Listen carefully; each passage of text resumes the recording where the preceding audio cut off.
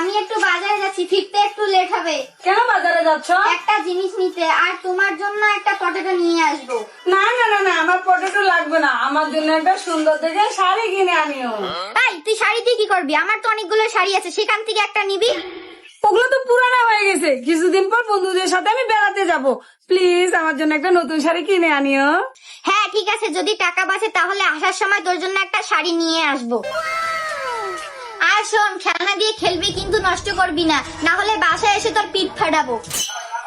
মা গো, এখন কি আর আমার খেলনার বয়স আছে? কোন শাড়িটা পরবো আমি? Yes, idea. 10, 20, 30, 40, 50, 60, 70, 80, 90, 100। এই শাড়িটা। ওয়াও, কত সুন্দর লাগতেছে, এই শাড়িটাই পরবো আমি।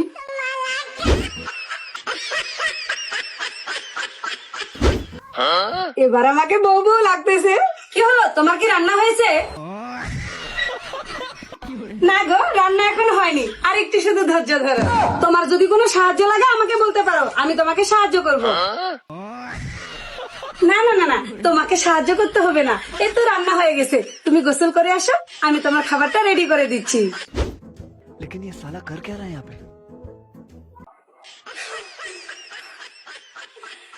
প্লিজ এমন দুষ্টামি করে না। আরে ছাড়ো, তুমি কিন্তু খুব দুষ্টামি করতেছো। আরে ছাড়ো।